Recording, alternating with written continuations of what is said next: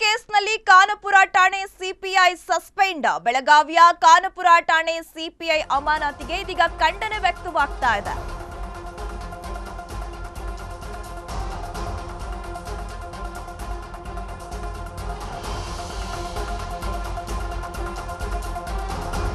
City Ravi ಕೇಸ್ನಲ್ಲಿ ಖಾನಾಪುರ ಠಾಣೆ CPI suspend ಆಗಿದ್ರು.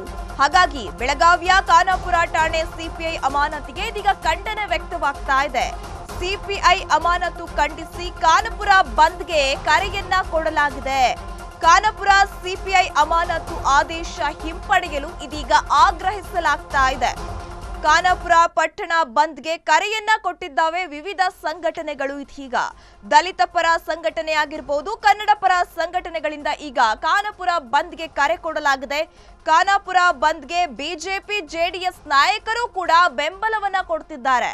ಯಾಕೆ ಸಿಪಿಐ ಅವರನ್ನ ಅಮಾನತು ಮಾಡಿದ್ರಿ ಅಂತ ಹೇಳಿ ಆಗ್ರಹಿಸಲಾಗ್ತಾ ಇದೆ. ಮತ್ತೆ ಅವರಿಗೆ ಈ ಆದೇಶವನ್ನ ಹಿಂಪಡಿಬೇಕು. ಈ ರೀತಿ ಮಾಡೋದು ಎಷ್ಟರ ಮಟ್ಟಿಗೆ ಸರಿ, ಇದಕ್ಕೆ ಸರ್ಕಾರವೇ ನೇರ ಹೊಣೆ ಅಂತ ಹೇಳಿ ಇದೀಗ ಬಿಜೆಪಿ ಜೆಡಿಎಸ್ ನಾಯಕರು ಕೂಡ ಖಾನಾಪುರ ಬಂದ್ಗೆ ಬೆಂಬಲವನ್ನ ಸೂಚಿಸಿರುವಂತದ್ದು.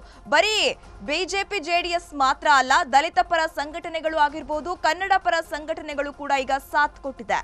ಖಾನಾಪುರ ಪಟ್ಟಣ ಬಂದ್ಗೆ ವಿವಿಧ ಸಂಘಟನೆಗಳು ಸಾಥ್ ಕೊಟ್ಟಿದ್ದು ಖಾನಾಪುರ ಸಿಪಿಐ ಅಮಾನತು ಆದೇಶವನ್ನ ಹಿಂಪಡಿಬೇಕು ಅಂತ ಹೇಳಿ ಆಗ್ರಹಿಸಲಾಗ್ತಾ ಇದೆ.